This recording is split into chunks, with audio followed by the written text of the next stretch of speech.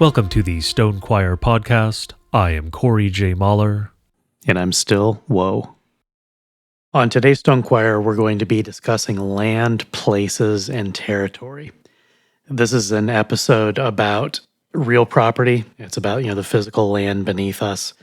Places are where the land, these locations become imbued with something particular to an individual or to a group, and so they become special. So the land is transformed by our experiences, and that's what we would call a place. And then territory is where you have some sort of exclusive authority over a location, over the land. And so there are concentric rings of authority for territory, and different groups, the governments, local government, individuals, even if you only rent, you have authority over the territory of your apartment.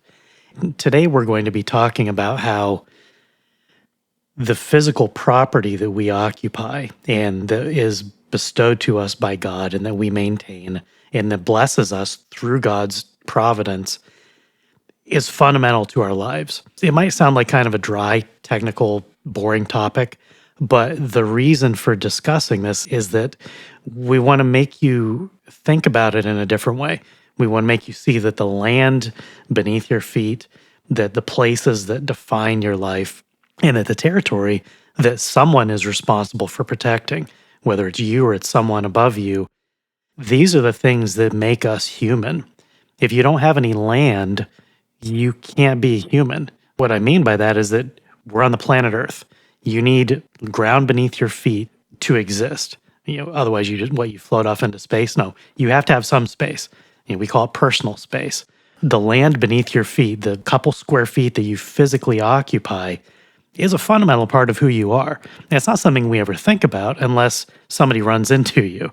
If you're walking down the sidewalk and somebody else doesn't give way and you collide, or if someone is being belligerent and they invade your personal space, they start bumping chests with you or something, suddenly that couple square feet of space that's your land beneath your feet, that for that moment is your sovereign territory, becomes a very big deal.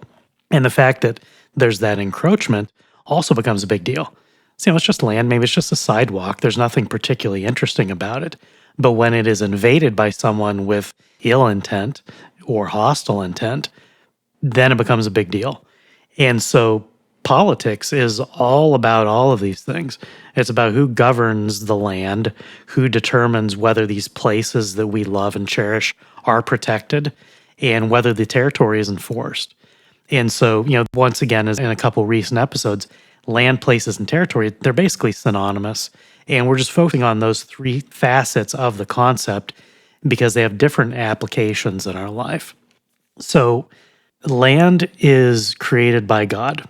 That's tautologically silly to say, but we believe that God is a creator of all things. He put the land beneath our feet, and he did it for a reason. And one of those reasons is what is directly given to us in Scripture. In Genesis 1-28, and God blessed them, saying, "Increase and multiply, and fill the earth and subdue it." This was a command that God gave to Adam. And that command was reiterated to Noah after God wiped out all the land on the planet, incidentally, in the flood. There was no land for a while. There was nothing but waters. It was a complete reset. Just as the waters of creation, which were divided to create the dry land, that was basically run in reverse and redone. It was a reset of creation, quite directly, quite literally. In Genesis 9:1, God again says, "And God blessed Noah and his sons and said to them, 'Increase and multiply and fill the earth and have dominion over it.'" It's exactly the same command that had been given to Adam, and it specifically includes filling the earth. And as we on Stone Choir point to many times, Acts 17:26 very clearly says that God later on appointed the boundaries of our dwelling places, of each of the various races on earth. And so when Noah and his sons came off the ark, all the land had been restored. And personally, I believe that this is when Pangaea was reset into the modern continents. I think that when we look geologically, it's interesting, the Pangaea theory, which makes perfect sense, like everything lines up directly. Australia fits right in. All the continents, if you push them together as a puzzle, it visually works. You can see them mechanically. It was all one land at one point.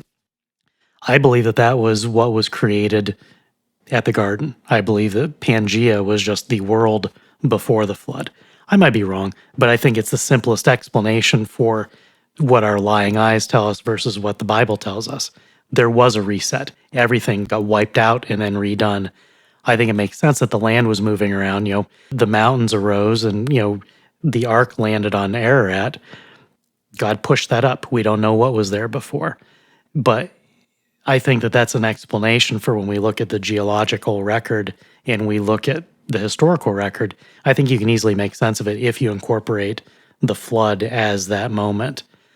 Now, what's interesting about that is that when they came off the ark, all the land was reformed, but there were no places yet because no one had been anywhere.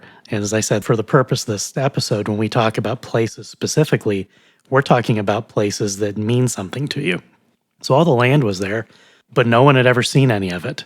The only living men on the planet were now on a planet where it was all brand new. And so everywhere that they went, they would discover new places and they would become important to them. And often, as godly men traveled, they would erect altars. They would name places specifically because of some encounter with God or a blessing from God or something, giving thanks. Places became special because of the events that those men had in those parts of the land. That total reset was amplified through what happened after the Tower of Babel. After Noah and his sons came off the ark, they multiplied as God has commanded, but they did not disperse. They didn't fill the earth as God had commanded. So they did half of it. They made lots of babies. They had no problem doing that, but they didn't want to go anywhere. And so humanity basically stayed in one place. And the Tower of Babel was their monument to the unity of man, to one race, the human race. They said, we're not going anywhere. God said, fill the earth. We like it where we are. Look how glorious we are when we can combine all of our efforts. We can have a united humanity in direct defiance of God. And so God came down. He disrupted their wicked plans and their disobedience. He confused man's language, forcing us all to scatter. And so, once again, we have the record of human spreading forth from those parts of the world. And we see very clearly from the archaeological evidence that those things happened. What did man do? Went to different lands and created new places by settling there. And often the settlement was progressive simply by virtue of reproduction. We see this everywhere. We see it in the Bible. We see it throughout human history. You plant, a family someplace. You have a few families, and eventually as they grow up, there's simply not enough land for all of them to sustain themselves. And so they have to disperse further. And that was according to God's plan. Here's a planet, fill it, and subdue it. The land was put there for that purpose. And part of the reason that land is so crucial is that one of the primary functions of land, in addition to simply being a place that you occupy, and you have to physically be somewhere on this planet. For the sake of this episode, we're going to ignore space travel because it basically doesn't exist yet. Whether it ever does is an interesting technological and theological question. But as it stands today, you have to have some place on the planet to call your own. Even if you're in jail, some people listening have probably been in jail, maybe in prison before. Even there, you still had some land. Maybe it was a 6x8, 7x12 cell. That was still a few square feet that was yours. Not exclusively, but it was still a refuge from everything else going on. Everyone else had their places, their land, and you and your cell have your place. Even in the lowest state of man, in a despicable state, jails, prisons should not exist. But even in that most degraded, terrible state, there's still someplace for you to rest your head. There's also the matter of the production of food. And this is why principally the expansion of mankind was driven throughout the planet. Resources.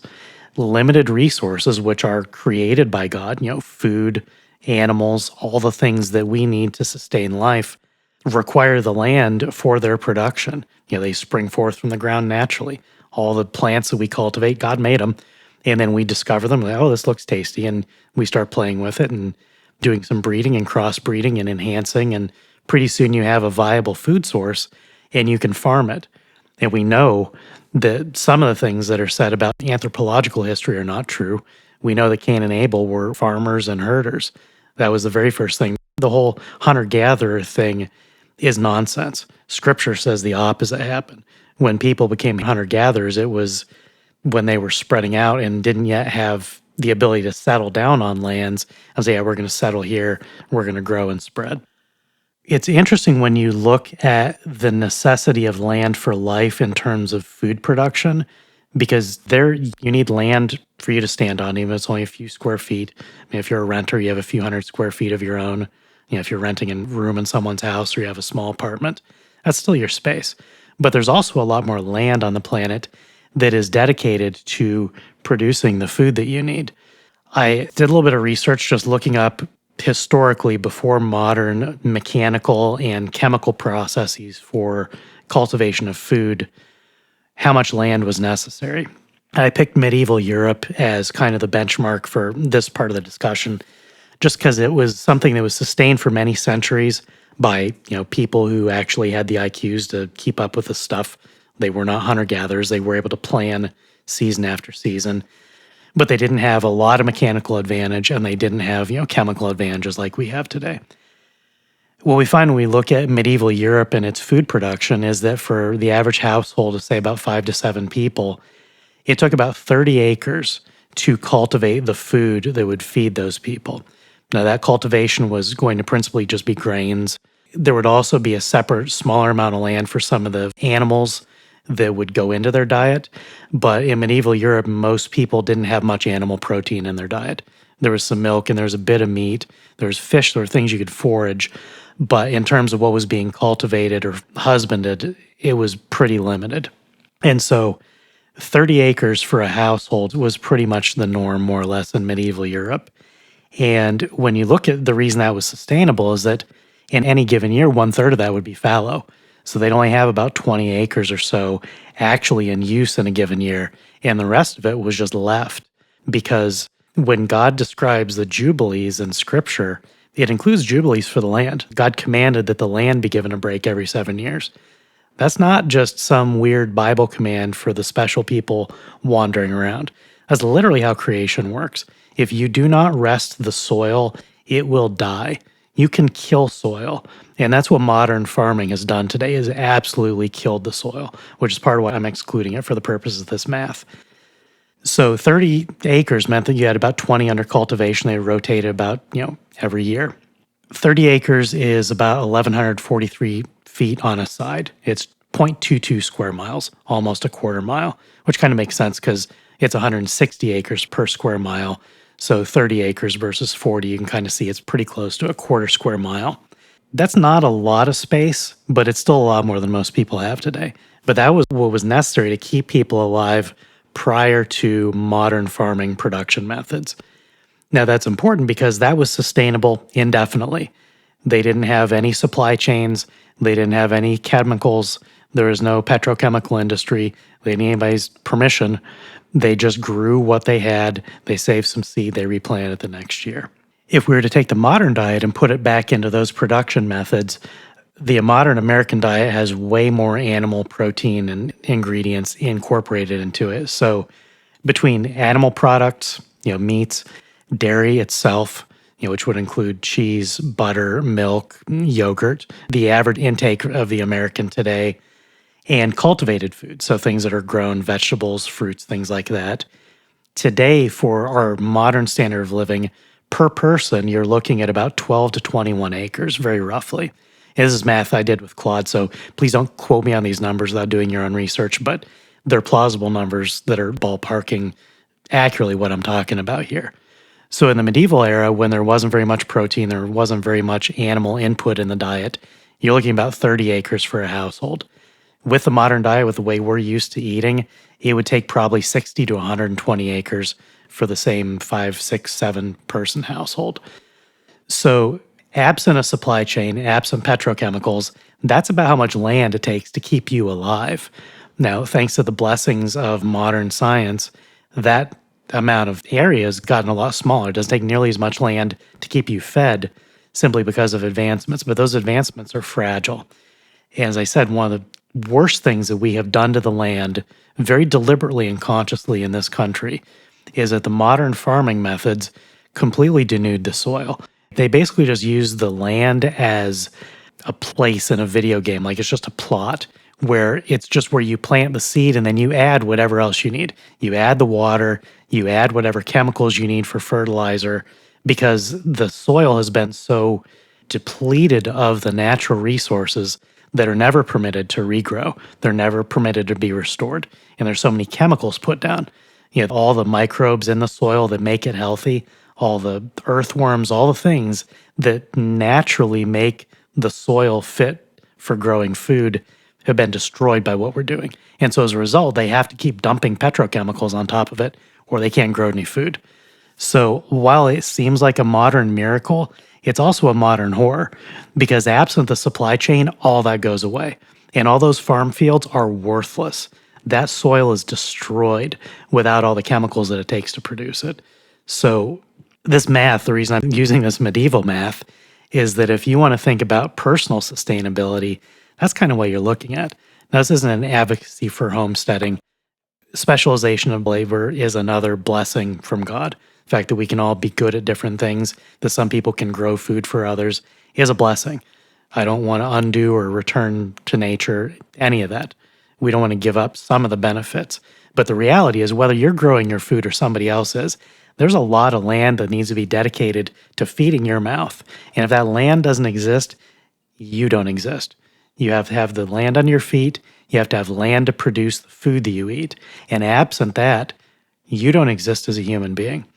So the reason this is an important subject just to keep in mind is that as more and more of the land itself, the actual title to the land, the exclusive territory we'll talk about at the end, is transferred from individuals to corporations, to BlackRock, to Bill Gates, do you think they have your best interests at heart? Do you think they want to keep feeding you?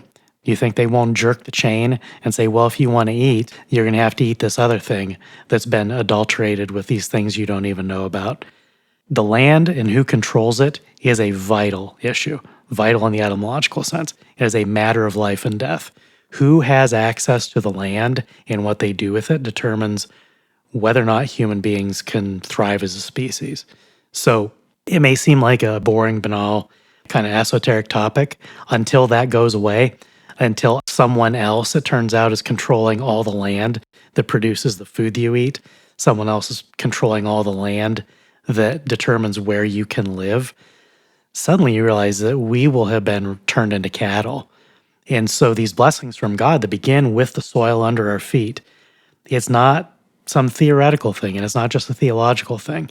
This is what makes us human.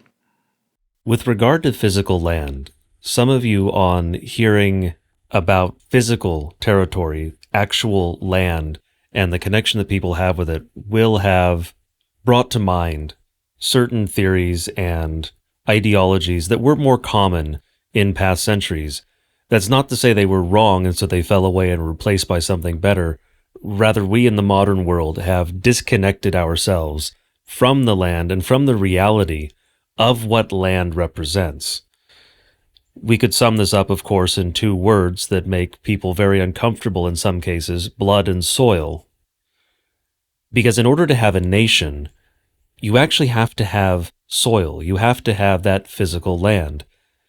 Yes, to some degree, a nation can exist in exile, disconnected from the land. However, that is a punishment from God. You can see that very clearly in the pages of the Old Testament and in history anywhere else in the world as well. A people who are sent into exile are cursed. In time, unless they are returned to their land or another satisfactory land, they will disappear. They will cease to exist.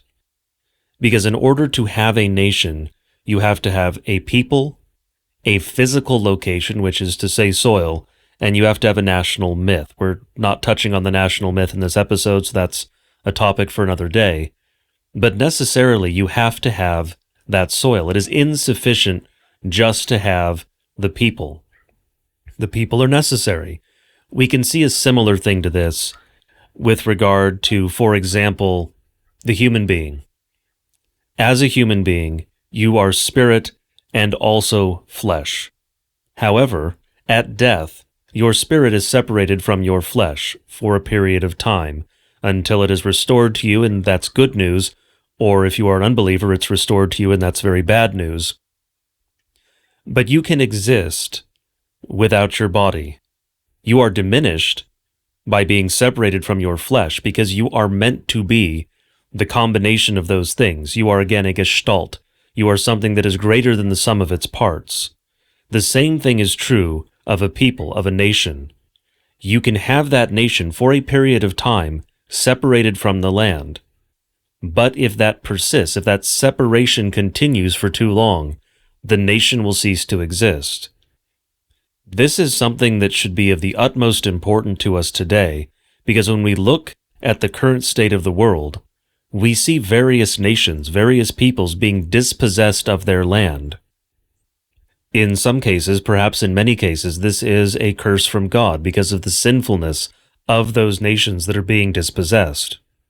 However, just because something is a punishment from God does not mean that you don't oppose it. Because if you don't oppose a wickedness that is being imposed on you, you're welcoming it. If you welcome foreigners, if you welcome aliens to take the land that rightfully belongs to your people, you are not only inviting God's judgment on you, you are throwing your arms open and welcoming it. That's wicked. You should not welcome the destruction of your people. And that is ultimately what will happen with the destruction, with the taking away of the land that is necessary for a nation. And just as individuals as well, we should have more of a connection to the land, more of a connection to nature. As Woe said, we're not saying that you have to go back to homesteading, that you have to grow all your own food and raise all your own animals and all those things. I'm not saying don't do some of that. It's good to have some of that connection. I own chickens because, well, I like to have good eggs for one, but it's also good to own some of your own livestock. If you don't have space for that, that's understandable. Would it be better if most men had their own space for that sort of thing? I would say yes. But again, we're not saying you have to go and start a homestead and do everything for yourself. You don't have to grow the flax and spin the material and make your own clothing and all those things. Not what we're saying. Incidentally, today, if you have an interest in that, there is a wealth of resources on that. I've looked into it, and you can sustain someone on a modern diet on about 10 acres, which is the lower bound of what Woe was saying. But that is using all of what we have learned about cultivation and the use of perennial crops. That's a lot of information that was not available in the medieval era. That requires a great deal of knowledge to have been built up. And even then, that is only if you have decent soil, a decent climate, and you have the necessary knowledge and the ability to execute that sort of plan. So at the absolute minimum, if you want a modern sort of diet, and we're not saying sugary cereal and all those things, we're saying a good modern diet that includes variety and includes a decent amount of animal protein. You need a minimum of 10 acres per person to sustain that. Someone has to grow that food. It doesn't matter if you're the one growing the food or if it's a farmer somewhere else. We could talk about how far we should be transporting food and whether or not localism is perhaps a little better, and it is better. You should have some connection with regard to where your food is being grown, where it's being raised. It shouldn't be a totally foreign and disconnected thing, which is what we see today. So take your children to a farm and have them at least see animals, see how these things work. You don't just go to the store and buy a pork chop. Someone has to raise the pig. Someone has to slaughter the pig. Someone has to butcher the pig. All of these other things, depending on how that particular supply chain works in your area.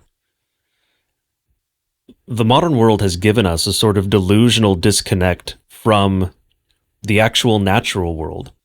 There are many who live in large cities in particular and think that their food comes from the grocery store or it comes from a food delivery service, which those are very popular these days.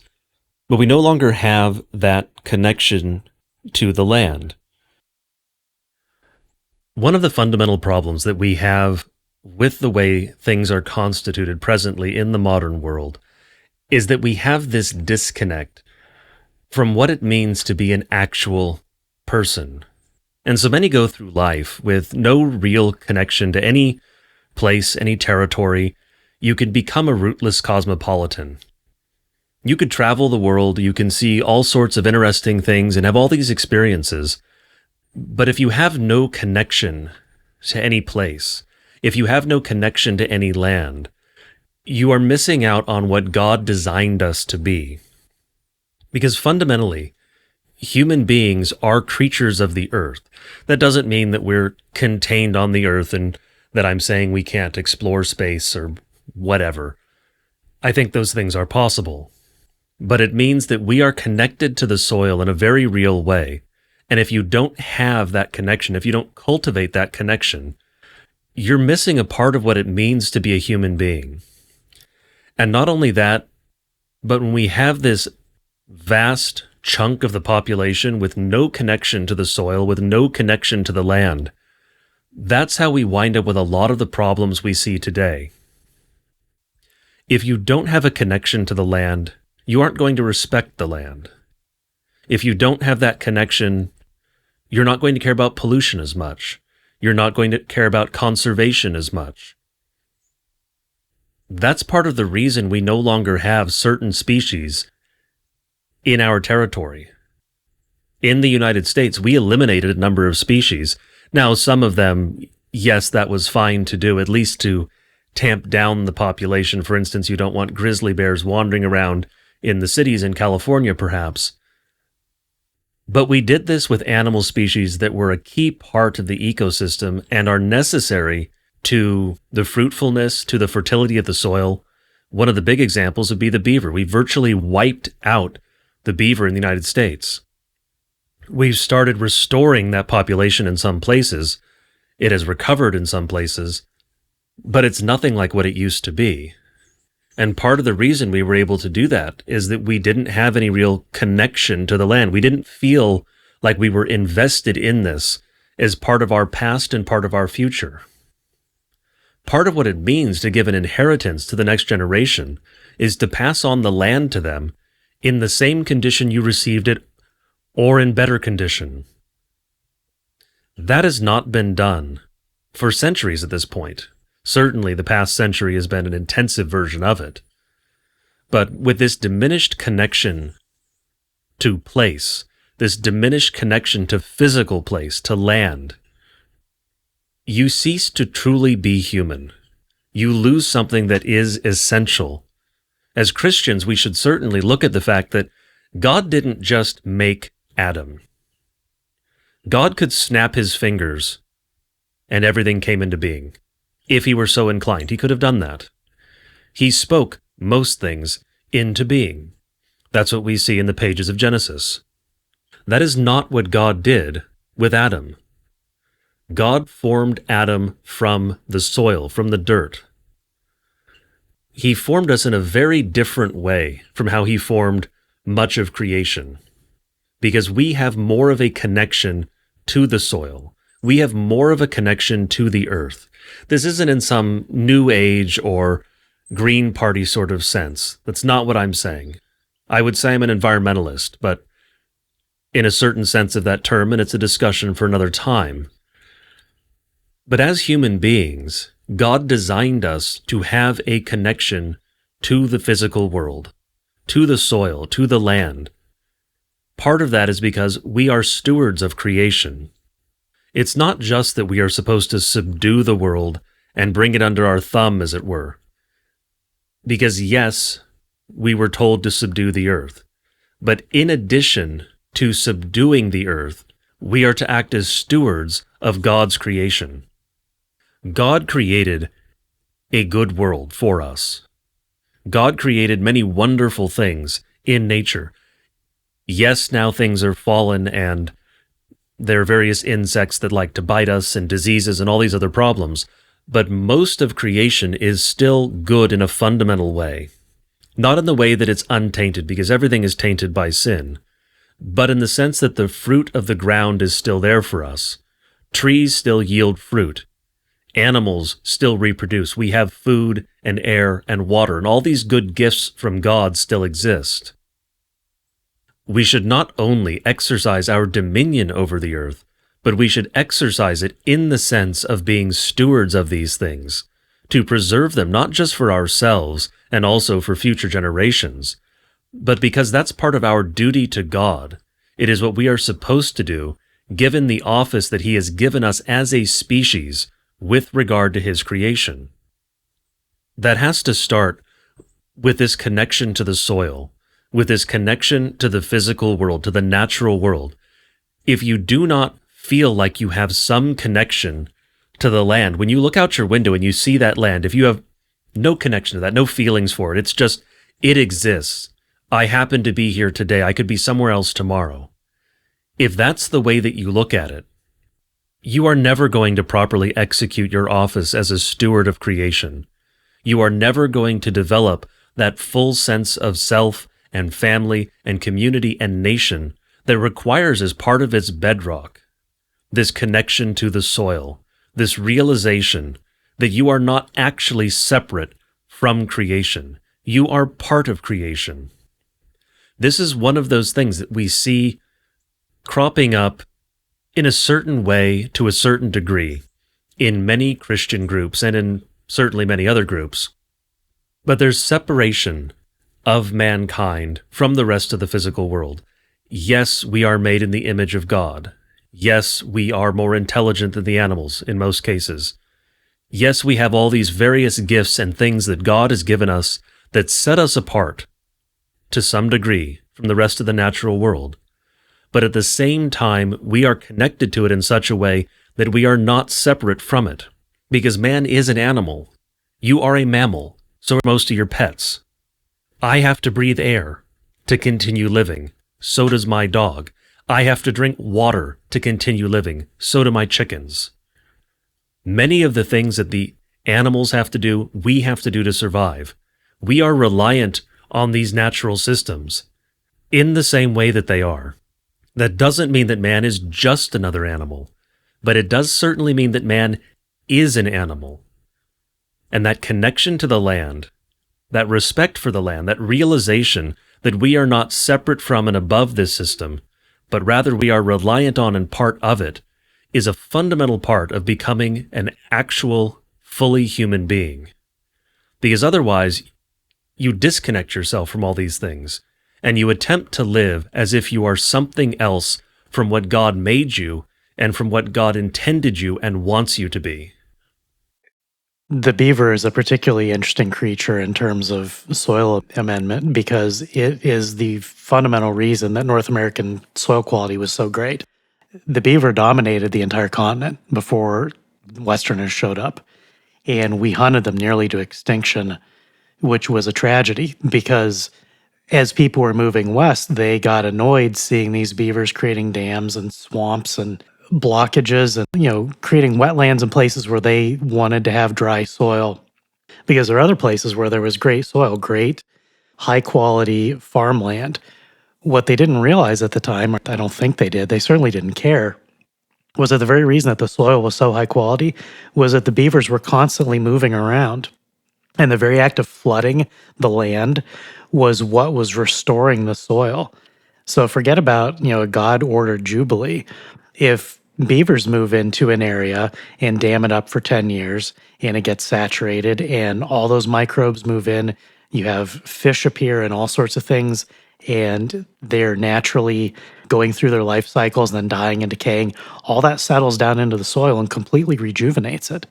And so all the places where there was great farmland, it wasn't because the beavers hadn't ruined it and made it swampy. It's because beavers had already been there. And so what's being done today with modern farming practices is the absolute opposite of what should be done.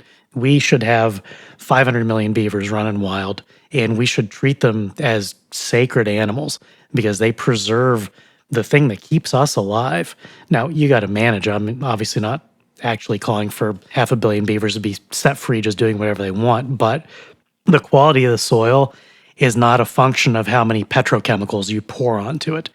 It's a function of nature working as God created it. And as Corey was saying, we've lost all connection with the soil from which God made us. And it's also where we return. That's how God describes our connection. It's not incidental.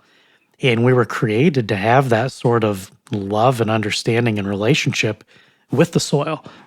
Just the arbitrary, fungible, functional soil, not even a particular place, which is the next part of this discussion. When whites came to North America, it was a wilderness. There was nothing that would be considered a civilization, not by modern standards. The people that we found were exclusively Stone Age demon worshiping savages.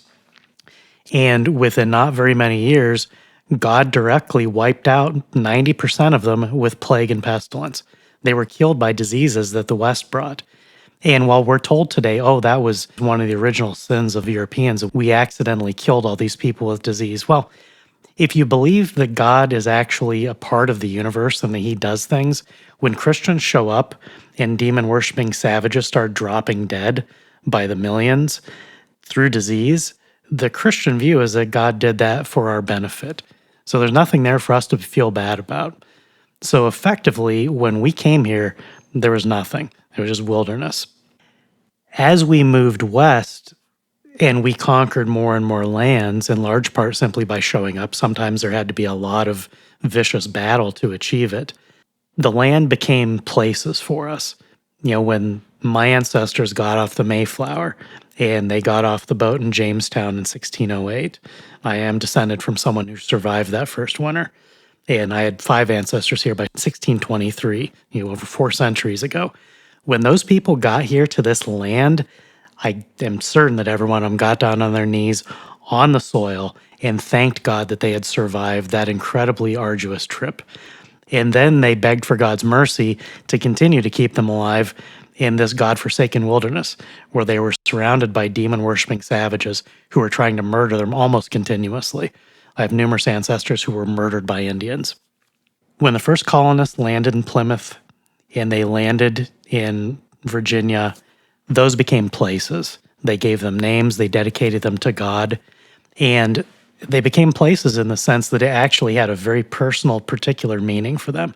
Not only because it was the very beginning of the land that they were carving out on this continent, because this was the place that they had chosen, that they had settled on. Those ships went up and down the coast looking for some place that wasn't just miserable swamp, that wasn't just completely infested.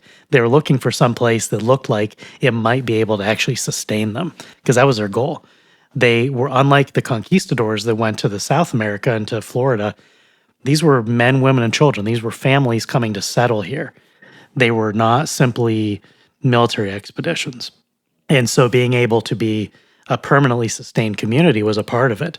And so they named these places, they consecrated them to God, and as they expanded and they discovered new places, I think one of the mistakes that we made when we were settling this continent was really not taking seriously enough that all of the places that we were discovering and saying this is now, for God's glory, this is going to be where we live.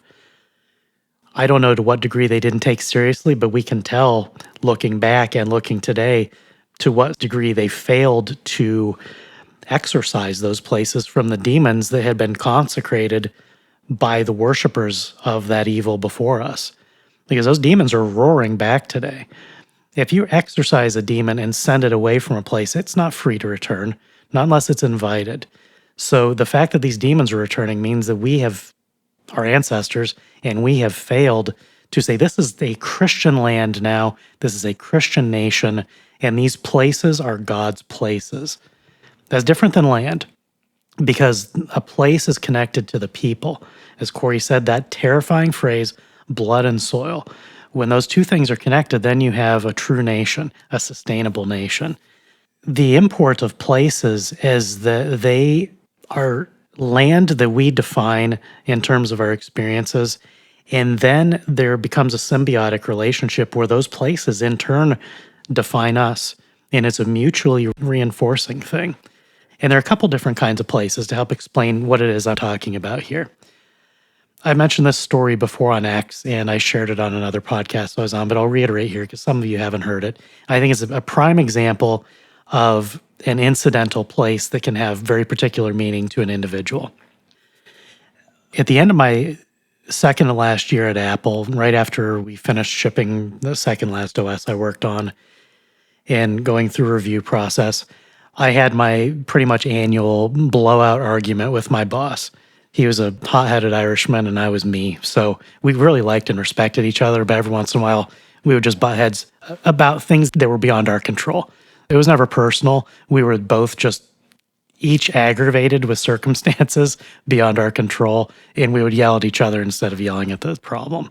It wasn't acrimonious, but it was inevitable. It happened about once a year. I had this blowout with my boss, and it wasn't a big deal, but I was really aggravated in the moment. And so this was a Thursday, I believe, Thursday early afternoon. I went back to my office. I sent an auto reply for my email saying I'm leaving. I sent an email to my team and to my peers and said, I'll be back Monday. I'll be offline. And I went home, I packed an overnight bag, and I left. I left the area. I had no destination in mind. I knew I was going to go north. That was it. I just had to get away. I needed a physical break from the place that I was because I was in a bad place mentally due to the stress in the corporation, the cultural changes and things. So I just drove up Route 1. And when I told the story on X earlier this year, I thought that I was in Oregon. I actually found another copy of the picture that I'm going to refer to in a minute that said it was Mendocino, which is not too far from the Oregon border, but it's basically the same territory. So it's a slight amendment to the previous version of the story. I was driving along up Route 1, which is an absolutely beautiful road. It's right along the Pacific coast for most of it. And so as you're driving north, on the left for much of it, you have just the Pacific Ocean, nothing for thousands of miles. It's incredibly beautiful. It gets to be rocky terrain. I needed that physical break. I needed to see different land. I needed to find hopefully some place of respite. After driving for a few hours, I noticed off to my left, I saw there was this little secluded beach, which was exactly what I was looking for. There were some other beaches that had signs and stuff, but there were people there. I needed seclusion. I was running away. I was running away from my problems and from what was stressing me out. I needed some place to decompress and think with nobody else around. So I glanced down to my left. It was probably 50 feet or so ravine down to this little beach. So I had to wind my way a couple miles back to find where that was. Got to it, and I was correct. Thankfully, there's nobody there. And I walked out to the seashore, and there was this kind of little rocky outcropping. It was a pretty place, but it wasn't certainly the most beautiful place on the Pacific coast. It wasn't anything special. If you looked at it, you wouldn't think, yes, this is it. There are probably 50 more places that were more scenic if you just wanted to like gawk. But I needed seclusion personally. That was what I was craving. So this was perfect because it was kind of enclosed on both sides with these high rock walls, and the sea was coming in, but to actually see the ocean, it was out in the distance a little bit. So I looked at this and thought, this is great. And I walked out to the edge of the water and hopped up on some rocks. There were rough rocks just kind of sitting there. They hadn't been eroded. They're clearly beyond the water line. And I got out on the rocks near where the ocean was and just perched there. And I squatted, I stood, I sat there. It seemed like half an hour, so it might have been 45 minutes, might have been 15 minutes, I don't know. It seemed like a fairly long time.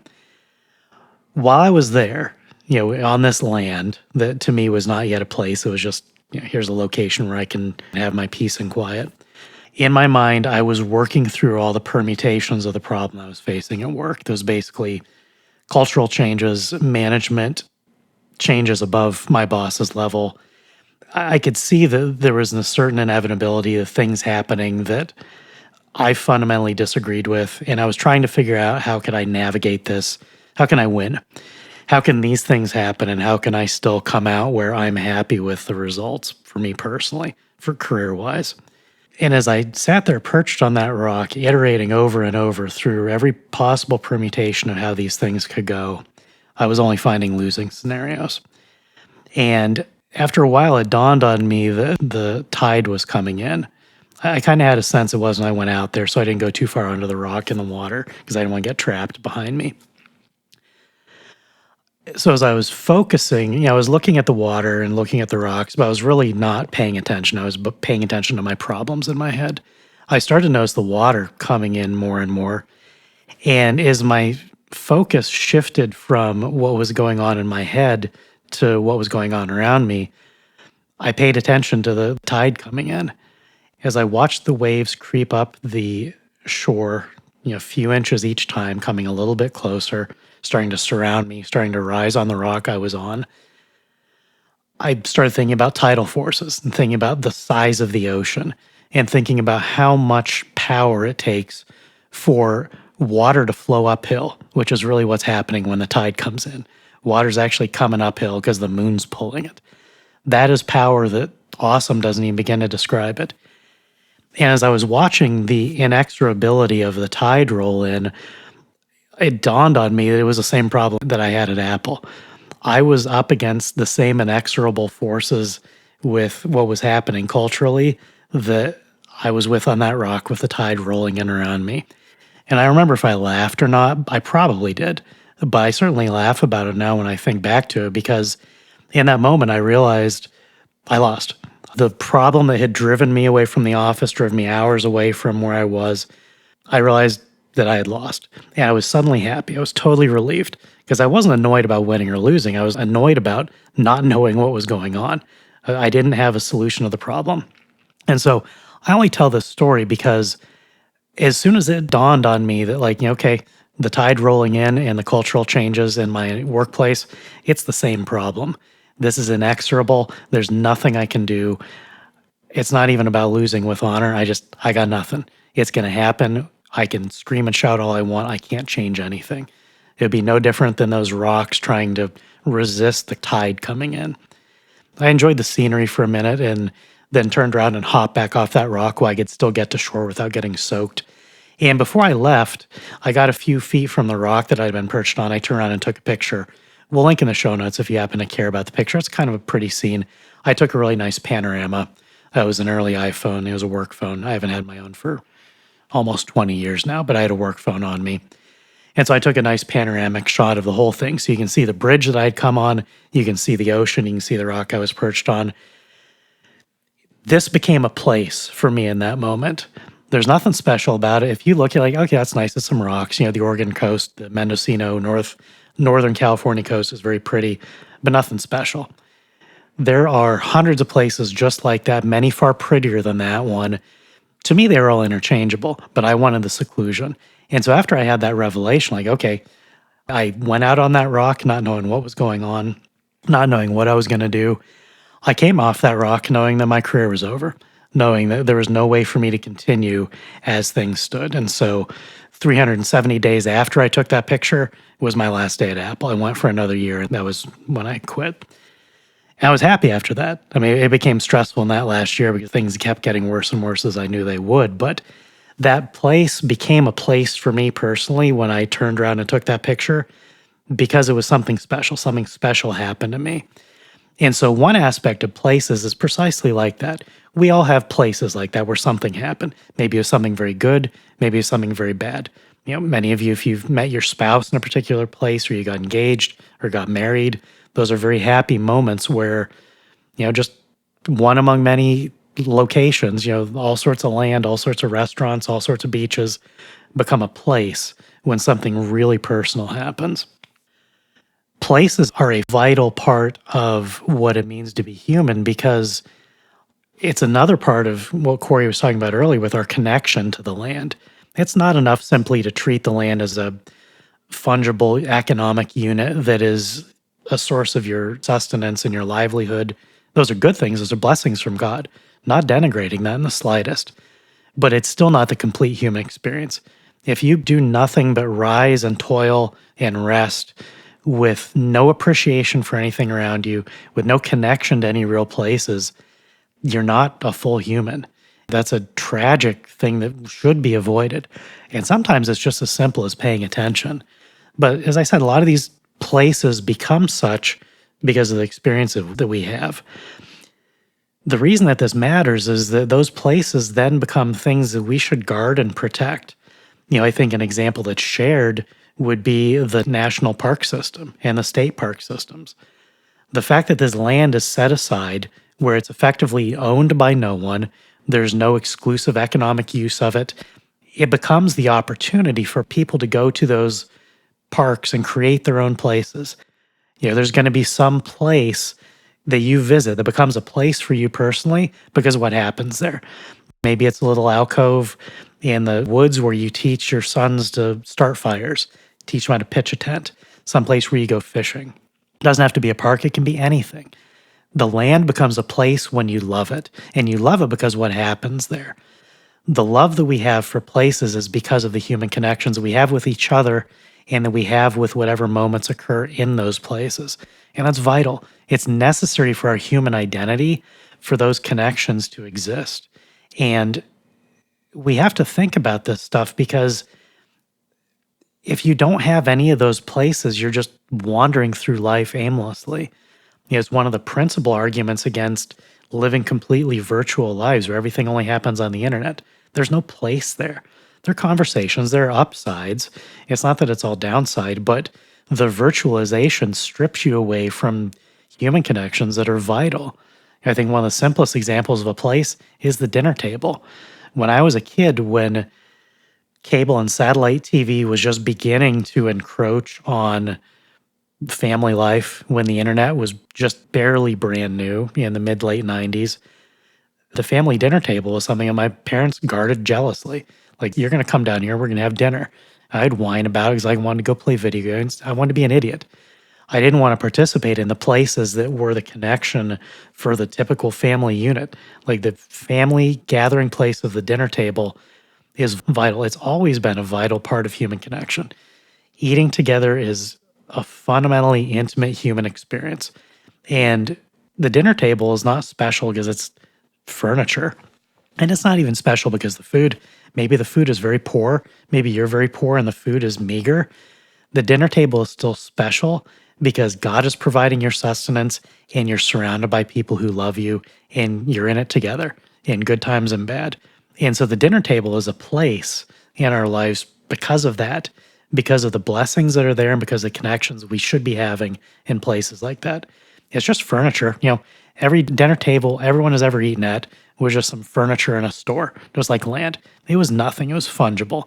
When it comes home and it's given that particular place in your house and becomes a place where you gather, then that intimacy that makes those connections so human is engendered. That is where it occurs. And so we should be conscious of the fact that as we move through our lives, those places are going to naturally emerge. And sometimes they're static places like a dinner table. And sometimes they're ephemeral, like that beach in Mendocino, which would mean absolutely nothing to you. But to me, because of what happened, it means something. I'll never see it again. I don't care. Like, I don't need to go back and visit it. I'm glad I have the picture of the memory, but it served its purpose, and therefore it has some connection. The dinner table and the other places where we connect to each other on a more regular basis have a different kind of sustaining benefit to us. And again, it's symbiotic. The places where we gather, the places where we have connections to the land and to each other become mutually reinforcing because those become definitional of who we are as people. By way of example, your wife is probably not particularly special. And if you're a woman, your husband is probably not particularly special, because that's just how statistics works. By and large, the average person is precisely that, average. Your wife is special because she is your wife. Your husband is special because he is your husband. The same thing is true with regard to places. Any particular place along the coast, whether it's a beach or it's rocky or what have you, isn't necessarily special in any particular way. There are parts of the world that are exceptionally beautiful, and virtually the entire human species collectively agrees on that fact. But most places are not like that. But they may be special to you. If you're a hiker or a camper, this will immediately resonate with you, because undoubtedly there is some particular place that is your favorite hike or is your favorite place to camp. And it may not even be somewhere that most people would consider beautiful. It may just be somewhere that you camped dozens of times as a child, or you had a particularly great experience on one hike, or as Woe said, perhaps you proposed to your spouse there. There's a reason that it became a place for you. Human beings also do this with a variety of things. For instance, the pen that I'm using to take notes as we record may very well not be special to anyone else. To me, it is to some degree, because it's a pen that I've carried for many years. In fact, I almost always have one of these in my shirt, regardless of where I am. But as human beings, we do attach meaning to things. And this does extend to places. At least it certainly should extend to places. We shouldn't just think of all territory, of all physical land, not to confuse the terms as we're using them in this episode, but to recognize that they are to a degree interchangeable terms, deliberately so. But we need to recognize that land is not just, it doesn't matter where I am, it's all the same, it's all soil, it's all just plants, whatever. No, that's not how we are supposed to live our lives as human beings, because you have a connection to a place. In fact, one of the most jarring things that can happen to a person, one of the worst experiences, would be having a particular place like that, some particular place where you went hiking or camping or whatever it happens to be, that was truly special to you, that over a course of years or even decades, you developed this sentiment toward that place, this connection with that place, and then at some future point you go back there and it's been fundamentally altered. Perhaps they clear-cut the forest and built track homes, whatever it happens to be. That's a terrible experience to have as a human being. And incidentally, it's one reason that we should have this sort of connection to the land, so we have concerns with regard to development, so we don't just destroy the natural world in order to throw up as many cheap houses as possible. We should truly consider these matters. They are matters of wisdom. We should use the land wisely. We should not just destroy places as we please. It should not just be a matter of the profit incentive. This sort of butts up against the ideas, the twin ideas of the tragedy of the commons and the tragedy of the anti-commons. And if you're unfamiliar with those, I would say perhaps read briefly on them to get sort of a grounding in some of the issues in this area. I'll put a link to each of those in the show notes. But as stewards of creation, and as indeed human beings, hopefully, we should have these places in our lives that have taken on meaning beyond what they have intrinsically, because they have a meaning for us. It is something particular to us. We recognize this readily with regard to certain artifacts, with regard to certain physical things. You may have a family heirloom that has been passed down for many generations. Objectively, it may have very little value. In some cases, it may be very valuable, but in others, it may be worthless. I have a watch that was passed down to me from my great-great-grandfather. It's not worth very much, objectively speaking, because it was not a very expensive watch then, and it would certainly not be a very expensive watch now. But the reason that it has meaning, that it has value to me and to my family, is because it was carried by my ancestors for decades, used by them for many years. The same thing happens with various things that will pass down to our children, grandchildren, nephews, nieces.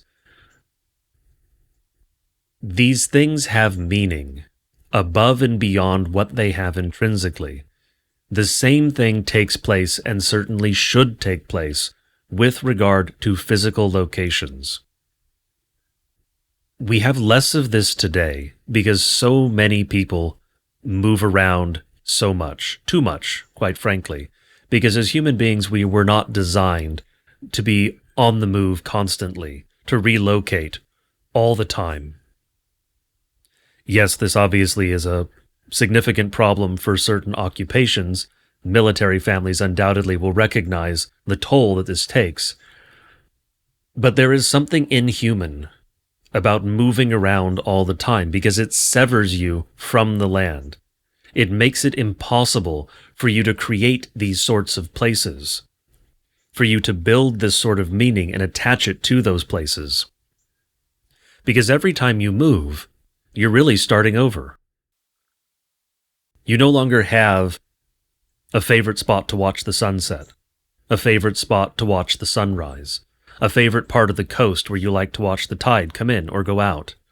Whatever it happens to be for wherever you happen to live in the world, and at this point we have listeners all around the world, those places have meaning for you because you have developed that meaning and that connection over time.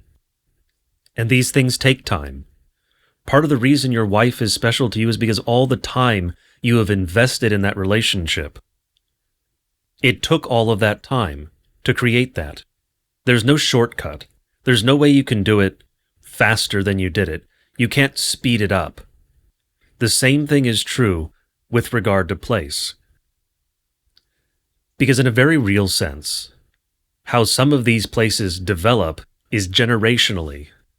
It may be that the favorite place for you with regard to camping is because your father took you there when you were young, and his father took him there when he was young, and so on and so forth back dozens of generations or hundreds of years, in some cases even longer. That's not something that you can simply rebuild in a single generation, certainly not in a year after you move to a new location. And so when we don't respect this connection that we have to the soil, that we have to physical place as human beings, we sever ourselves from these connections, from this ability to connect to the natural world as God clearly designed us to do. You don't have a favorite place to watch the sunrise because you're unusual, you're quirky, or there's something wrong with you. That's how God designed us. He designed us to have preferences, to have things that we prefer over and above other things. That isn't just something that occurs with food or drink or your favorite pen if you happen to like writing instruments. It is something that also occurs with place.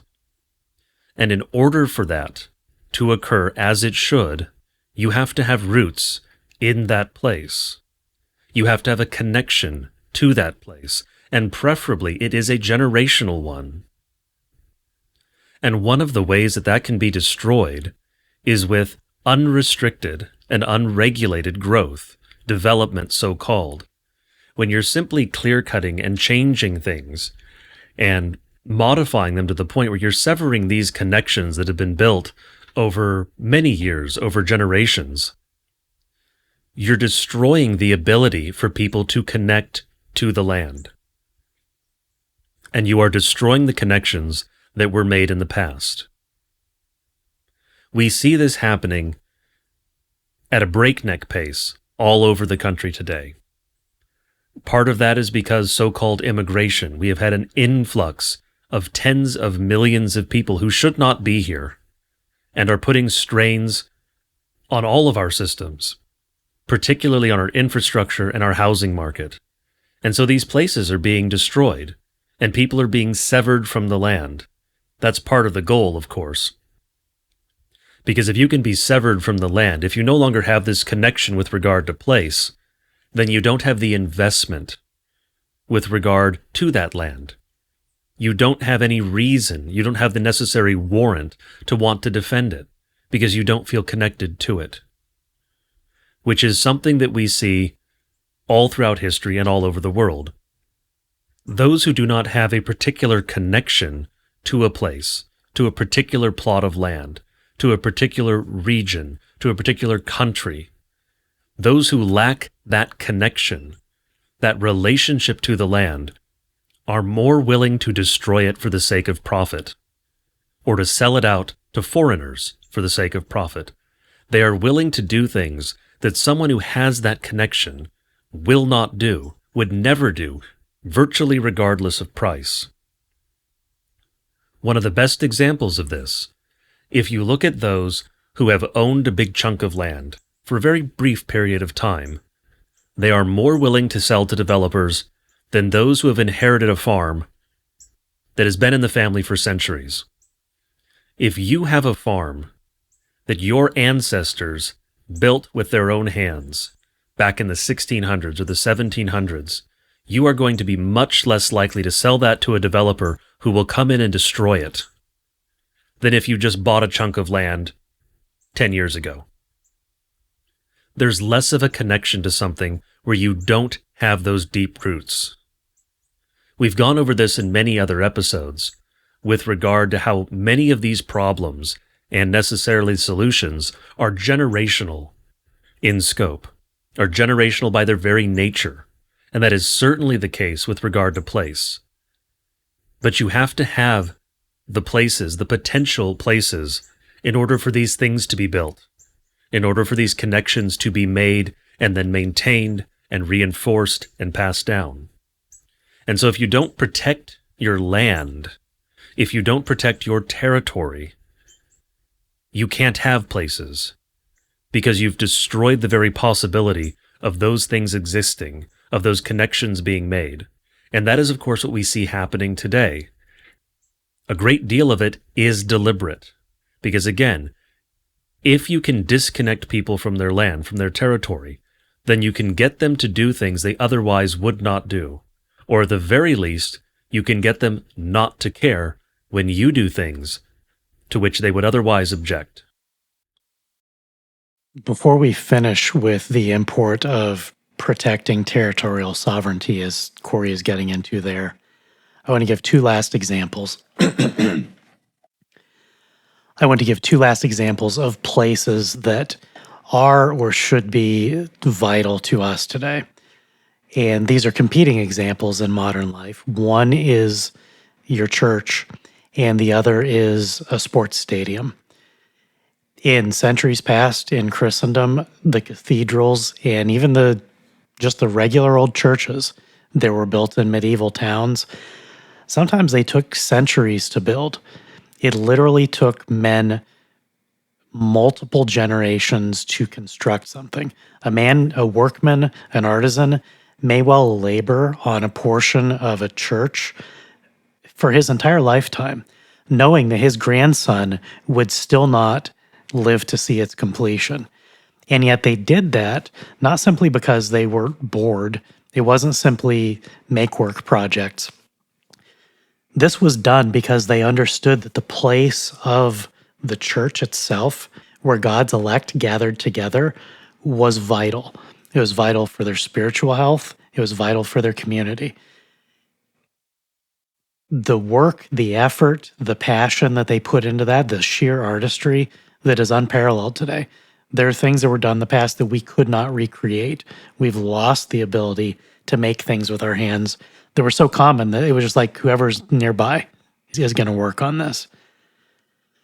Their connection to the land that made them so proficient at working in those various materials helped to create those places.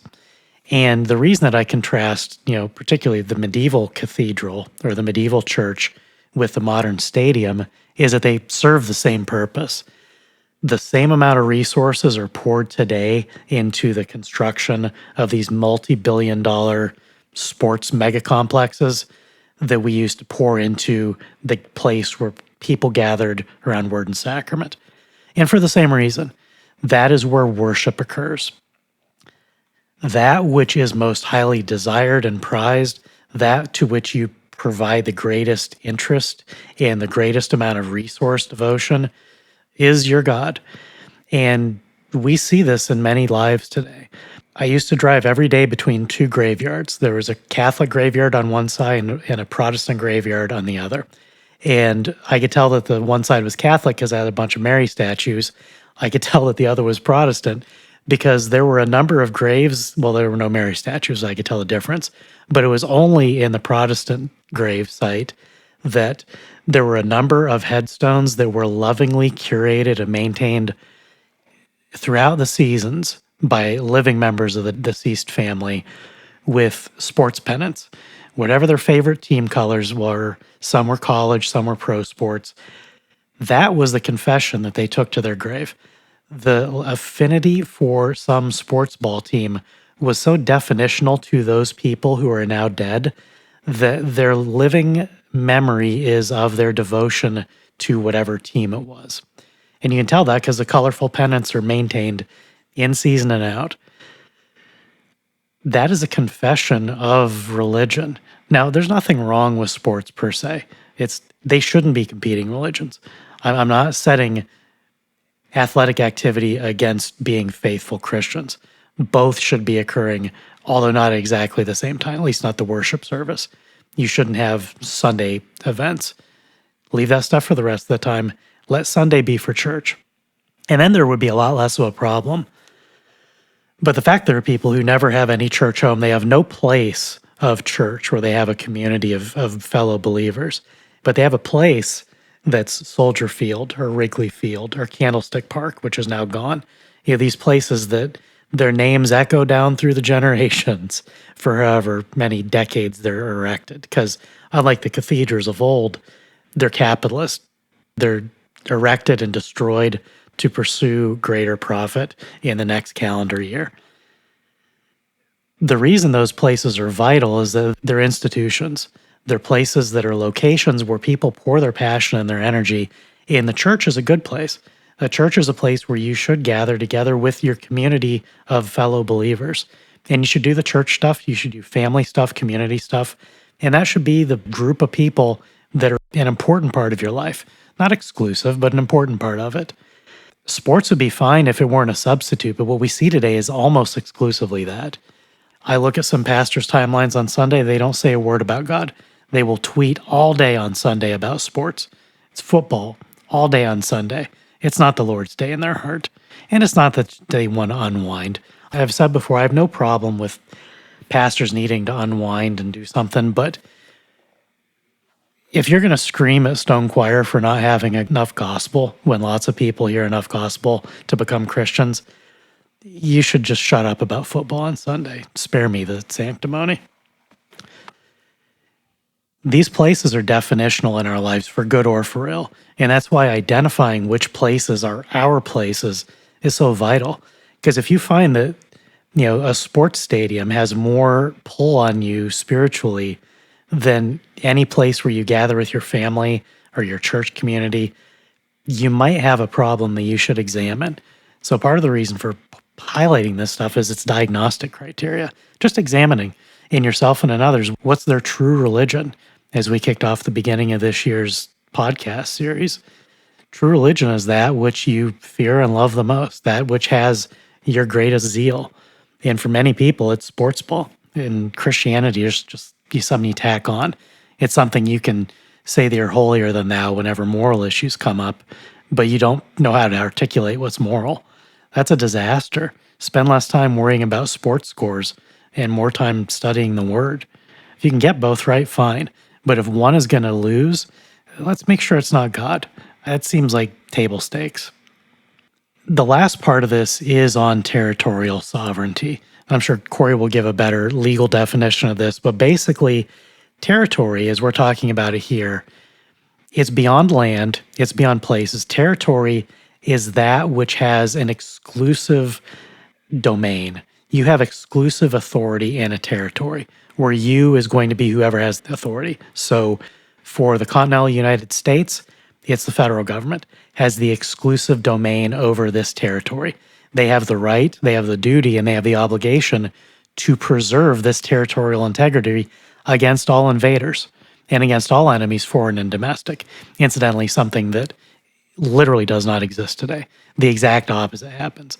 The last thing any of us can imagine is this federal government raising a finger to oppose an enemy, foreign or domestic. They're inviting them in, they're hauling them in, and they're erecting them against us. And so they're abrogating their duty to protect this territory that's theirs, designated as our government to do so. But the authority still rests with them because the territory matters. So territory is an interesting concept because there are concentric circles involved. So the federal government has the territory of the entire United States. Each of our state governments has the territory of, within its state boundaries. And then you have local subdivisions of counties, cities, towns, hamlets. There are all sorts of subdivisions with different names in different parts of the country that are all basically talking about sovereignty. There are things that, from without, the feds will worry about certain things. There aren't federal laws against things like murder. There's no federal law against murder per se. That's a state matter. And then local matters have other jurisdictions. And so the jurisdiction of a territory is where there's a monopoly on violence. Yeah, it's the typical libertarian definition. It's spot on. A territory is where a specific entity has a monopoly on violence.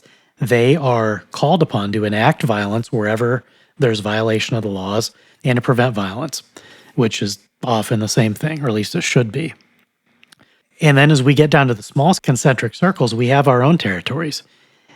I own my property free and clear. Of all the things that I used to have, really the only thing I have left is the property that I own. And frankly, it's one of the reasons I was able to begin Stonequire with Corey.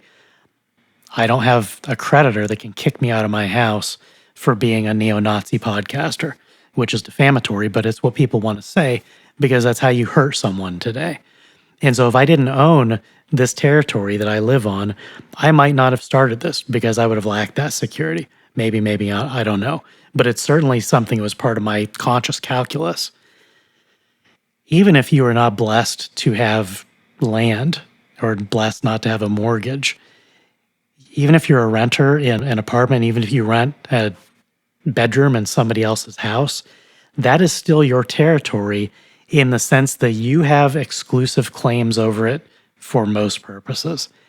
And this is crucial because that becomes a place for you, a place of sanctuary. A man's home is his castle. That's an ancient term that's used. That expression reflects the fact that rich or poor, inside a man's four walls, under his roof, even if it's only a room in somebody else's house, that is still your domain. That's your territory. And this is reflected in the laws. It's reflected in leases. Even if you have a landlord, even if you have someone who owns the property that you live in, so you don't properly have land of your own, while you're leasing someone else's property, you have exclusive rights over it, except for the limited purposes that your landlord has to preserve your enjoyment of that place. So your landlord can't just walk in as though it's his house anymore. He sells that right to you. He exchanges it for the money in the lease. And in return, he does have a limited right to come with pre-agreed conditions to repair things, to inspect, to make sure that he's maintaining the property up to the standards by which he sold it to you. He was leasing it to you. So even if you have the sort of lowest station of property ownership where it's a territory that you're just leasing temporarily, you still have territory. You still have rights. Your landlord can't violate it. The state can't violate it without just cause. And the trick when you're talking about territory is that with these layers of concentric circles, as you go up, there will be greater authority to do certain things, but it's still circumscribed by the law. So because no one can kick me out of this place, the only way I could lose this land would be if I were to commit some crime that would cause the land itself to be indicted and handed over. For example, if I started a meth lab, which I'm not going to do, stupid, illegal, disgusting, that sort of thing is how you lose your property. Or if I stop paying my very onerous property taxes, then the town would be able to say, well, you didn't pay your property tax, the title reverts to us. They'd take the property from me and they'd sell it to somebody just to settle their tax bill, which would be small. But absent that, I can do what I want with it within the limits of whatever the local laws are. And there are various laws to maintain. Some are for good order, some are busybodying, and that varies by place. But those territorial limits, they're a part of life, and they're something that we have to recognize because when they're not being preserved, then we have a real problem. I want to give an absurd example, as I often do, just to illustrate what I'm talking about with regard to territory, because this ties a little bit into last week where we were talking about so-called immigration, about treason, about traitors bringing foreign armies onto our soil.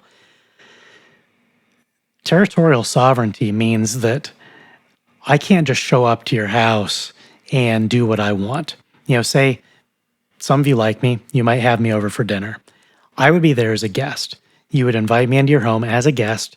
I would eat what you placed before me. I wouldn't go into rooms that you didn't want me to go into. I would make myself at home apart from within whatever rules you set as the exclusive owner of that territory.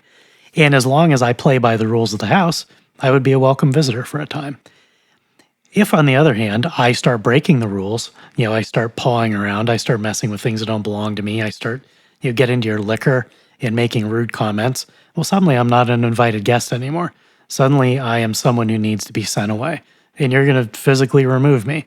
You might be sad about, in the case of, me personally, like, it would be bizarre and out of character. I'm not like that, but for someone to behave that way, you might be sad that they let you down by being a scumbag, but you're not going to be sad about removing. I'm like, well, you got to go. You've overstayed your welcome by becoming an unwelcome guest. You have to leave my territory now. And then at that point, if the belligerent in this scenario, it's like, no, I don't think I'm going anywhere, then it becomes an adversarial situation. And you have the absolute authority to make sure that I'm removed. Doesn't mean you have the absolute authority to go straight to lethal force or any sort of wild overreaction. But if you say, I'm not welcome in your house anymore, I'm now trespassing. I'm now in violation of the law, which means that generally what should happen if I won't listen to you and you don't feel like physically removing, you call the cops and they drag me out if I won't leave. That's perfectly reasonable because it's your territory. You get to say what happens under your roof. Even if it's a room in someone else's house and that's all you're leasing, you still have the territorial dominion in that place. And if someone's a guest, they're only a guest to the extent that they're welcome according to your whims, whatever they are. You can't do anything more to them than ask them to leave. You can't invite me over and then conduct medical experiments. Like, that's the fact that I'm in your presence doesn't give you authority over my body, but it means you can make me leave if you're tired of me. Another aspect of this would be if, there are a few listeners that certainly make a lot more money than I do. And say one day I got really envious of that and said, you know what? I want a better life. I know where I can get a better life. I know this guy. I don't know anyone's names or where any of you live, but say for the sake of argument, like, hey, I know this guy. He likes the show. I'm going to show up at his house and I'm going to have a better life living with him because you have better food than me. You got a bigger house, bigger TV, whatever. I show up. I say, I'm here for a better life. I invite myself in, sit down, start eating your food, living like it's mine. This is an absurd example because you're not even going to let me in the door. And you're going to deal with me pretty harshly, pretty quickly because I'm uninvited. I'm acting envious. And you have every right to jealously guard your property, the things that God has blessed you with. If I show up and say, hey, I like this, I want a piece. Okay, well, that's a very interesting theory, but I need to leave. And if I don't, you're going to deal with it. There's never going to be thought in your mind, well, he's sojourning. Maybe I should welcome him in. He's a podcaster. Those are special people. Maybe he's chosen to do this. No, absolutely not. The second somebody shows up acting entitled, they get dealt with like someone who's hostile. The reason this is important is because your territorial sovereignty in your house, on your land, under your roof, is absolute to the extent that it excludes me or anyone else from doing anything you don't want done. And that extends to the nation. The national level, a country has exactly the same rights. We have territorial rights to say, this group is us, and that other group is not us.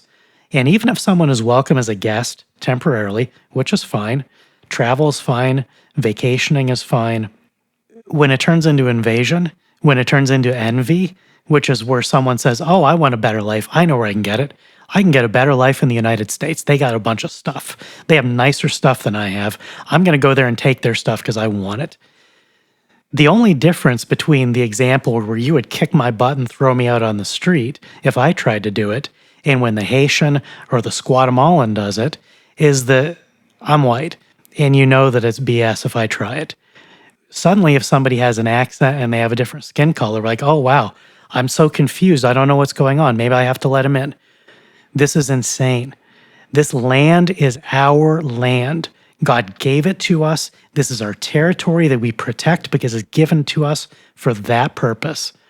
The way we treat our country is the way we would treat our house. There is literally no difference. The diffusion of responsibility that's concomitant with democracy is a disaster, but it doesn't change the obligations. People can't just show up and do whatever they want. Even if someone is invited as a guest, they can't do whatever they want. And the second they become a burden, the second they break into your liquor cabinet and start drinking and eating things that don't belong to them and acting rude, they get sent home. And if they have to get sent home by the scruff of their neck, fine. That is well within the rights of the territorial sovereign. And see, we built up to this point talking about land and talking about places that are special to us, because when push comes to shove, if there's no such thing as territory, all the rest is lost. If I don't have an absolute right to kick you off my property when I'm done with you, not beyond the scope of the law, but if I don't have the right to say, you got to go now, it's not mine. It's not mine at all. If I have no territorial claim, I have no land. And if I have no land, I can't have any places. And if that is the case, I have ceased to be a full human being. I'm a prisoner. I am a prisoner with nothing. And the fact that whatever blessings God has given me are being legally ripped away and socially ripped away from all these lying clerics and all these lying politicians saying, oh, no, you gotta do this because they're poor and we gotta let them all in. Well, there's clearly no end. And it's clear that the purpose of those things is to destroy the good that we have. It's not about spreading the wealth. If that were what it were about, we could send money to them. But that's not what's going on. They are violating our territory, the country that belongs to us, and saying, we're just going to chop this up into pieces and give it away to foreigners. Let them devour it. If you wouldn't do it in your house, you cannot permit it to be the policy of a country because you don't have a nation. I'm using those terms differently, advisedly. The death of a nation is when the territorial sovereignty is wiped away by foreigners not being expelled when they need to be. For whatever reason they came here, that's completely immaterial in the moment. And when they're coming in more and more and more, and you can't even make the territorial claim, hey, this is my land, not yours. You need to leave. The fact that you can say that to me if I break into your house, but we're told that you can't say that to someone when they break into your country, illustrates the absurdity and the wickedness of the lies we're being told. If you don't have territorial sovereignty, if you don't have the absolute right to kick people out, to determine the terms of people being present on your land, you have nothing. And that's the scenario that we're being reduced to today. The core issue, philosophically or politically, when dealing with territory, is sovereignty. Now, I'll leave aside, for the sake of this discussion, the sake of the episode, the issue of a suzerain, perhaps. It doesn't really play into this directly. But when you speak of territory, the central question is, who is sovereign? The sovereign is the entity, the person who has the supreme authority with regard to a given territory, with regard to a given land, a physical place. And so, in the case of the United States, that is the United States government. In the case of France, that is the French government. In the case of colonies, for instance, I will comment briefly on the issue of suzerainty. With regard to a colony, that is both the local government to a certain degree and then ultimately the colonial government, the overlord that exercises that ultimate sovereignty. If you do not have sovereignty, then you don't have territory. As Woe was saying, if you do not have the right to eject others from your property, then it isn't your property. That is the baseline of all of this. That is the foundational principle. If you cannot exercise exclusive control over a given chunk of land, then it is not your property, because you are not sovereign with regard to it. When you have competing claims of exclusive control, of authority over a given chunk of land, and those are between states, that's called war, or at the very least a diplomatic incident, usually devolves into war. With regard to neighbors, that would be a matter of a civil suit, or historically something perhaps a little more violent. Today, hopefully, that goes to the courts. But you have to have sovereignty. But one of the core aspects of sovereignty is that exercise of exclusivity, of the exclusive control over it. There are many examples we could give in order to compare this to other parts of life that are perhaps more comprehensible. Your wife is your wife because you have exclusive ownership. She would cease to be if you did not. That's just how that works. The same thing is true with regard to territory. You must have exclusive ownership, which means the right to eject others, or you do not have control. With regard to a nation, this is territorial sovereignty, and it is exercised over the national territory. That is the geographic area over which this given state exercises exclusive control. And that's going to include land and territorial waters adjacent sea to the territory. That gets into international law, but that's a separate matter.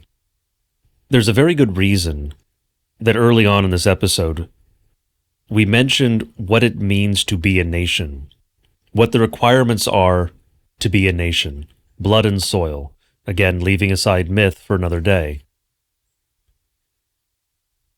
If the soil is taken away, if the property is taken away, if the exclusive occupation of that soil by those of that blood is taken away or destroyed, the nation will inevitably cease to exist. And so when you look at the current state of the world, and you look at the so-called immigration, or immigration crisis, sometimes called, recognize it for the reality of what it is. Recognize it for the reality of what is being achieved, of what is being done with it. Immigration is a weapon. It is meant to destroy. That is what it does, fundamentally speaking, because it is not immigration, it is an invasion. It is a punishment from God. It is destruction wrought by our wicked rulers. Because what, again, is the ultimate outcome? It is the destruction of the nation. If you cannot defend your nation, if you cannot bring yourself to care for your nation more than you would care for the stranger or the alien, then not only are you not a Christian, as we've covered previously in many episodes, but you're not even human. You're not a man. That is so fundamentally alien to what it means to be a human being that you cannot possibly have loves and a sense of duty and desires that are so inverted from what is natural for a human being and retain your humanity. You necessarily sink to a lower level, to something that is subhuman at the absolute best. We can also turn to Scripture for some of these things, and of course we always do that, and we'll do that here. I want you to think about the promises in the Old Testament. What is it that God promised to Abraham? What is it that God promised to the patriarchs? What is it that God promised to the nation of Israel? Now, of course, there were promises with regard to the Messiah, with regard to Christ, who would come from that line, from the line of David. But temporally, physically, they were promised a land. God said, I will give you a land, a rich land flowing with milk and honey. The promise was to make them a great nation. In fact, that's exactly what God said to Abraham. I will make of you a great nation. How can you do that? How can God do that? He had to give them a land. He had to give them a physical place. He had to give them territory over which they had exclusive control. But it was contingent, because those things, those blessings are always contingent. They are contingent on faithfulness. And now you'll get some modern so-called Christians, dispensationalists, who will claim that this territory, these promises to Israel, were above and beyond and particularly special, and absolutely not. Because it is the exact same promise God gives to every nation. Because what does Scripture say about the nations? It is God who sets their borders and their times. And so that is the promise of a land that God has given to every nation. And a nation is just a group of related families, an extended family, often named after the patriarch historically. The promises of a land to the various other sons, grandsons, great-grandsons, so on and so forth of Noah are not lesser and are not greater than those given to the sons of Israel. Because it is God who sets the borders. It is God who sets the times. It is God who has given that exclusive control to certain territories, to certain peoples. And when a wicked government, or when wicked third parties attempt to take that territory away from you, you have duties. You have very real duties. Because that is evil, and it must not be tolerated. When you tolerate these things, you bring the evil on yourself. You bring greater judgment on yourself. Because with regard to this sovereignty, do not take it as an absolute. Sometimes in some places, historically and legally, it has been taken too far. And it is taken too far when we do not recognize that there are also duties. You can take the small example, your family. As the father of the household, you have sovereignty with regard to your household, with regard to your land. But it is not unlimited. It is not absolute. If you beat your wife and mistreat your children, the magistrate is empowered, and it is his right, it is his duty to come in and stop that, however necessary. The magistrate has control over a local territory. He has duties with regard to that territory, and he has rights with regard to that territory, particularly legal rights, in order to execute his duties. If he exceeds the bounds, he must answer to the higher magistrate. The lesser magistrate answers to the superior. That is how the system works. The magistrate who is at the top, the godly prince, the godly king, the ultimate earthly sovereign, he must answer to God. And God will certainly judge him. He will certainly receive a stricter judgment because he has been given greater duty, greater authority by God. From the one to whom much has been given will much be demanded. Scripture is abundantly clear about that. The things that God has entrusted to your care, you will be made to answer for how you used them, or how you squandered them, or failed to use them.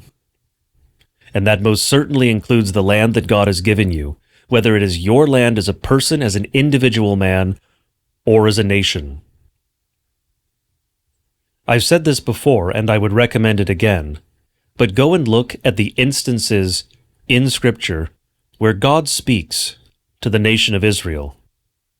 There are many instances where God speaks to the nation of Israel as if the nation of Israel were a single man. There are 1 million of them at this time. 2 million men. Millions of people constituting this nation, and God speaks to them as if they were a single man. Because in a very real way, a nation is an entity in and of itself. It is comprised of individuals, but the nation is a gestalt, the same as you are. It is a sum of the individual members that is greater than that sum. If you take away part of what is necessary for the future of a nation, you have committed an act more heinous than murder. Because as Woe said previously, there is a reason destroying a nation is seen as such a heinous crime. There is a reason that treason is seen as such a heinous crime. Because when you commit treason against the nation, what you are doing is murdering every single man, woman, and child in and of that nation. You are committing an act of genocide. It is an evil. There is no greater evil, except, of course, treason against God. Treason, betrayal of your nation, is the greatest earthly evil that you can commit. And that is exactly what we see being done by so many Western and other governments these days, because they are bringing in hostile aliens. They are bringing in incompatible foreigners in order to subvert and destroy the native population, in order to destroy the nation. That is black-letter law genocide. It is certainly a rejection of the blessings that God has given us. And as Christians, we should absolutely not be complicit in that sort of evil. We have to recognize that the territory that God has given us is a necessary component of what it means to be a nation. If we give up that exclusive authority, that exclusive exercise of ownership over that territory, we will ultimately lose everything. We see this in the pages of history, and we see this in the pages of Scripture. If you lose your land, you cease to be a nation. There is no other outcome. That is the destruction of everything that you should hold dear.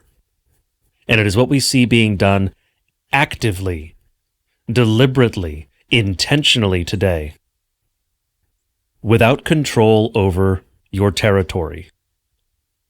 You lose the ability as a people to make those connections of place. When you lose the ability to make those connections with regard to place, you lose any real meaning, any tether that ties you to a particular part of land, to a particular piece of land. And when you ultimately lose that land, because that's the next step, then you lose everything. Man is of the earth, and without that connection to the earth, without having your feet firmly planted on that soil on which your fathers and your grandfathers and your forefathers stood, you cease to be a man, and ultimately you will cease to be anything at all, because your nation will pass into the pages of history, and it will not continue into the future. That is what we are facing today, and that is why land matters. Land is not just something that you look out the window and you see.